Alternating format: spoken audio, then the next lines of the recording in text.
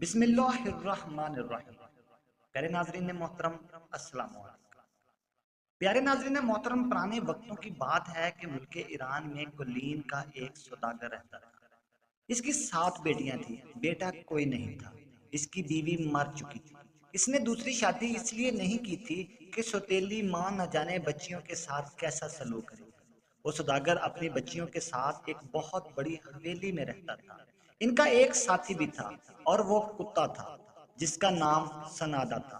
سب سے چھوٹی بیٹی عائشہ کا وہ لاڈلا تھا۔ عائشہ نے اسے پال پوس کر بڑا کیا تھا۔ عائشہ اسے کھانا کھلاتی، اس کو دودھ پلاتی، اس کو نہلاتی اور اس کے ساتھ کھیلتی تھی۔ وہ اس کے ساتھ اس طرح باتیں کرتی تھی جیسے کسی انسان کے ساتھ باتیں کر رہی ہو۔ سنادا اصل میں کتا نہیں تھا، وہ ایک جن تھا اور انتہائی خوش مزاج اور انسانوں سے محبت کرنے والا تھا۔ اپنی زندگی میں سکون لانے کے لیے وہ جن کتے کی شکل میں سوداگر کے گھر رہنے لگا تھا۔ سوداگر ہر روز صبح سویرے بازار میں جا کر اپنی دکان کھولتا، سامان باہر نکالتا اور سجا کر رکھ دیتا، اور دوپہر کو کھانا کھانے کے لیے گھر آتا، پھر دکان پر چلا جاتا اور شام تک دکان پر ہی مصروف رہتا۔ اس کی زندگی اسی طریقے سے گزر رہی تھی، لیکن ایک روز دکان سے واپسی پر وہ مسجد کے سامنے سے گزرا۔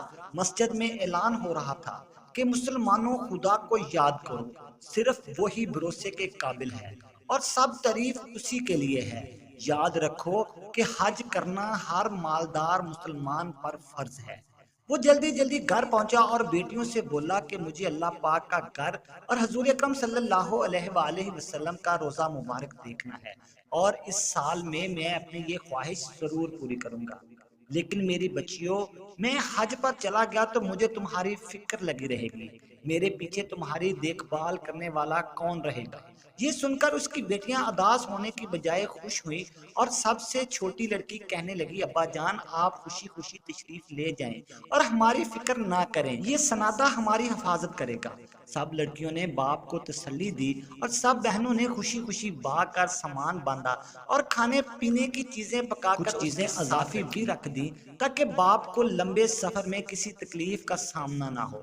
اس زمانے میں ایران سے مکہ جانے اور آنے کے لیے 1 سال لگ جاتا تھا۔ سوداگر نے اپنی بیٹیوں کے لیے سال بھر کے کھانے پینے کا سامان ڈال دیا۔ اس نے سوچا کہ بیٹیوں کو ضرورت کی ہر چیز خرید کر دیتا ہوں تاکہ لڑکیوں کو کسی قسم کی تنگی نہ ہو۔ پھر اس نے انہیں نصیحت کی کہ گھر سے قدم باہر نہیں رکھنا، کوئی بھی دروازہ بجائے تو ہرگز نہیں کھولنا، اور ان سے یہ بھی کہا کہ جب تک اپنا نام نہیں بتائیں گے وہ دروازہ نہیں کھولیں گے۔ لڑکیوں نے اپنے باپ سے وعدہ کیا اور سوداگر نے اپنی بیٹیوں کو گلے لگا کر پیار کیا۔ اسے یقین تھا کہ سنادا کی موجودگی میں گھر کے اندر داخل ہونے کی کوئی جرات نہیں کرے گا۔ باپ کو روانہ کرنے کے بعد لڑکیوں نے دروازے کو اچھی طرح بند کیا اور حویلی میں آرام سے رہنے لگی۔ سنادا ان کے ساتھ تھا، وہ سارا دن صحن میں ان کے ساتھ کھیلتا تھا اور رات کو چھوٹی بیٹی عائشہ کے پاس جا کر سو جاتا۔ کئی ہفتے اسی طرح گزر گئے۔ ایک دن دروازے پر زور زور سے 3 بار دستک ہوئی۔ کوئی ایک عورت کی آواز میں کہہ رہا تھا کہ دروازہ کھولو۔ سب لڑکیاں اور سنادا دروازے کے پاس جمع ہو گئے اور پوچھا، کون ہے؟ جواب میں باہر کھڑی عورت نرمی سے بولی، پیاری بانجیو، میں تمہاری امی کی سگی بہن اور تمہاری خالہ ہوں۔ عائشہ نے فوراً کہا، میرے خیال سے آپ کو کوئی غلط فہمی ہوئی ہے۔ بڑی بیٹی بولی، ہماری تو کوئی خالہ نہیں، ہماری اماں جان اور ہمارے ابا جان اپنے ماں باپ کے اکلوتے تھے، اس لیے نہ تو کوئی ہماری خالہ ہے اور نہ ہی کوئی ہمارا ماموں، ہمارا کوئی رشتہ دار نہیں ہے، البتہ خدا ہے جو سب کا ہے۔ عورت نے جواب دیا، تم تو اس وقت پیدا بھی نہیں ہوئی تھی جب میری شادی ہوئی اور میں اپنے ماں باپ کا گھر چھوڑ کر پردیس چلی گئی تھی۔ میری پیاری بچیوں، شاباش، دروازہ کھولو، دیکھو بہت دیر ہو گئی ہے اور باہر اتنی تیز دھوپ ہے کہ میرا پسینہ نکل رہا ہے اور یہاں کوئی سایہ بھی نہیں ہے کہ میں اس کے نیچے جا کر کھڑی ہو جاؤں۔ اب جلدی سے دروازہ کھولو تاکہ میں تھوڑی دیر آرام کرنے کے بعد تم لوگوں کو مزے مزے کی کہانیاں سنا سکوں، دوسرے ملکوں کے بارے میں بتاؤں گی، تمہاری ماں اور نانی کے بارے میں بتاؤں گی۔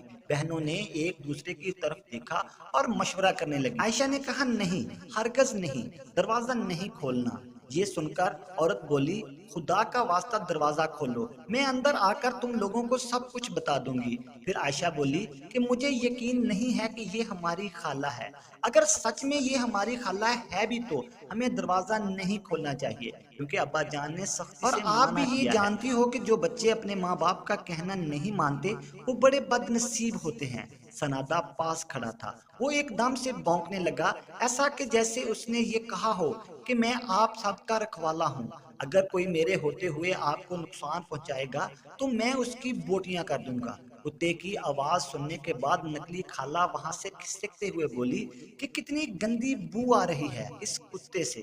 سنادا جن تھا، اس لیے وہ بڑھیا کی آواز سے سمجھ گیا تھا کہ یہ کون ہے۔ اصل میں وہ دھوکے باز خالہ ایک چڑیل تھی جو بچیوں کو کھانے کے لیے آئی تھی، اور چڑیل بہت اچھے طریقے سے جانتی تھی کہ جب تک یہ جن ان بچیوں کی نگرانی کر رہا ہے وہ ان بچیوں کو کچھ نہیں ہونے دے گا، کیونکہ جن بھوتوں اور چڑیلوں کے جانی دشمن ہوتے ہیں۔ ساری رات چڑیل گھر کے باہر گھومتی رہی، اور مزے کی بات یہ ہے کہ وہ اپنی اصلی شکل میں گھومتی رہی۔ یہ چڑیل برسوں سے بھوکی تھی اور سوچ رہی تھی کہ اس گھر میں 7 لڑکیاں ہیں، کل میں ان سب کو کھاؤں گی، لیکن ساری رات سنادا بھونکتا رہا چڑیل کو یہ ظاہر کروانے کے لیے کہ میں ان 7 بچیوں کا رکھوالا ہوں، تو بدبخت چڑیل ان کا بال بھی بینکا نہیں کر سکتی۔ اگلے دن وہ چڑیل دوبارہ گھر کے دروازے پر آئی اور دروازہ کھٹکھٹا کر بولی پیاری بچیوں دروازہ کھولو، میں تمہاری خالہ ہوں، میں تمہیں دیکھ کر اپنی آنکھوں کو ٹھنڈا کروں گی، تم سب تو میری بہن کی نشانی ہو، تم دیکھو میں تمہارے لیے غیر ملک سے کیسے کیسے تحفے لائی ہوں۔ اس چڑیل نے یہ کہا تو باقی 6 بہنیں دروازہ کھولنے کے لیے چابی اٹھانے لگی، تو عائشہ نے ان سے چابی چھین کر کہا ہم نے ابا جان سے وعدہ کیا تھا کہ اس وقت تک دروازہ نہیں کھولیں گے جب تک وہ خود نہ آئے۔ سنادا بھی ساری رات جاگتا اور بونکتا رہا ہے، مجھے تو یہ عورت ایک چڑیل لگتی ہے۔ عائشہ نے اپنی بہنوں کو چیخ چیخ کر روکا، لیکن بہنیں غصہ سے عائشہ کو برا بلا کہنے لگیں، تم دونوں بیوقوف ہو، تم بھی اور تمہارا کتا بھی، ہم ہماری خالہ جان کے لیے دروازہ کھولیں گی، اگر یہ عورت سچ میں ہماری خالہ نہیں ہے تو کیا فرق پڑتا ہے، ویسے بھی یہ بڑھیا عورت ہے، ہمارا کیا کر سکتی ہے، وہ ہمارے لیے تحفے لے کر آئی ہیں، وہ ہمیں ہماری ماں اور نانی کی کہانیاں سنائیں گی، لیکن ان کا راستہ روک کر بولی میں تمہیں دروازہ نہیں کھولنے دوں گی۔ لیکن بہنوں نے کچھ بھی پرواہ کیے بغیر عائشہ کو 2-3 تھپڑ مار کر اسے پرے دھکیل دیا اور دروازے کی چوکھٹ کھول دی اور کہا تشریف لائیے، مگر رستے میں سنادا کھڑا تھا۔ وہ چڑیل اس کتے سے ڈر کر پیچھے ہٹ گئی اور دور کھڑے ہاتھ پھیلا کر بولی بیٹیوں اس کتے کی بدبو سے میرا ناک بند ہو رہا ہے، جب تک اس کو جان سے نہیں مارو گی تب تک میں گھر میں نہیں آؤں گی۔ اور فوری طور پر ان 6 بہنوں نے کتے کا گلا گھونٹ کر اسے مار ڈالا۔ عائشہ بہت روئی چلائی، بہت منع کیا، لیکن کسی نے بھی اس کی نہ سنی۔ 6 بہنیں ایک طرف اور چھوٹی عائشہ ایک طرف۔ ان بہنوں نے عائشہ کو مردہ کتے کے پاس چھوڑا اور پھر باقی عورت کو اندر بلانے کے لیے چلی گئی۔ ناظرین محترم، جو ہی چڑیل نے دروازے کے اندر قدم رکھا اور کتے کی لاش کو دیکھنے لگی اور پیچھے ہٹ گئی اور بولی کہ توبہ توبہ، مرے ہوئے کتے سے اور بھی بری بو آ رہی ہے، میں اندر اس وقت تک نہیں آؤں گی جب تک تم اس کتے کی لاش کو جلا نہیں دیتی۔ بڑی بہنوں نے فوراً کتے کی لاش کو جلا دیا۔ چھوٹی عائشہ انہیں روک نہ سکی، لیکن جب تک کتے کی لاش راکھ میں بدل گئی تو عائشہ نے کتے کی لاش کو رومال میں باندھ کر اپنے پاس رکھ کر کونے میں بیٹھ کر پیارے کتے کو یاد کر کے رونے لگی۔ باقی بہنوں نے بڑی عقل کے ساتھ اچھے اچھے کھانے تیار کیے اور مزے مزے کی باتیں سنتی رہی۔ دن کے وقت تو وہ بڑھیا بچیوں کے ساتھ ہنستی کھیلتی رہی اور اس نے لڑکیوں کو تحفے بھی دیے، لیکن جب رات ہوئی تو وہ اپنی اصلی شکل میں آ گئی۔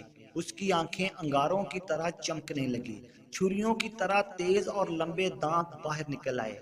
پھر وہ چڑیل بے چین ہو کر ادھر ادھر دیکھ کر چنانے لگی کہ میں تم سب کو کھا جاؤں گی، آج رات تو میں پارٹی کروں گی۔ اس نکلی خالہ پر عائشہ کو پہلے سے ہی شک تھا، وہ جلدی سے چارپائی کے نیچے چھپ گئی۔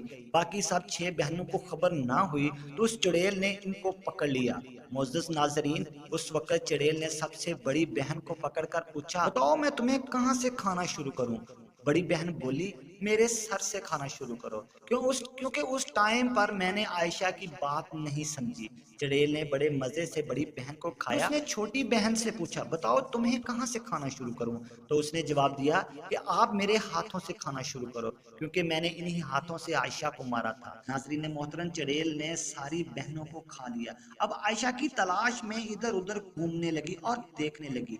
कमरे में गई, सहन में ढूंढा, फिर उसको मालूम हो गया कि आयशा चारपाई के नीचे छुपी हुई है। तो चुड़ैल बोली कि तुम मुझसे बचकर कहाँ जाओगी? उसने आयशा को भी पकड़ लिया। उसने चुपके से सनादा की राख वाली पोटली उठाई और चुड़ैल के मुंह पर दे मारी। ऐसा लगता था कि सनादा जिंदा हो गया है और भाग कर कह रहा है कि मैं जिंदा हूँ, इन लड़कियों का रखवाला, मैं जिंदा हूँ, कोई भी इन्हें नुकसान पहुंचाएगा तो मैं उसे नहीं छोड़ूंगा। जब राख में लथपथ चुड़ैल डर के मारे दरवाजे की तरफ भागी तो वो चीख रही थी कि मुझे जाने दो, मुझे बचा लो, वरना ये कुत्ता मुझे मार डालेगा। लेकिन कुत्ते की राख बहुत जोर से ये कह रही थी कि मैं जिंदा हूँ। इन आवाजों ने चुड़ैल के जिस्म में आग लगा दी। वो तड़प तड़प कर मर गई। छोटी आयशा चारपाई के नीचे से निकल आई और घर का दरवाजा बंद करके ताला लगा दिया।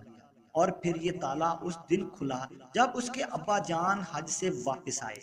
प्यारे नाज़रीन मोहतरम, मैं उम्मीद करता हूँ कि मेरी ये वीडियो आपको पसंद आई होगी। मज़ीद इस तरह के वाक़यात और वीडियोस देखने के लिए प्लीज़ मेरे चैनल को सब्सक्राइब कर लें।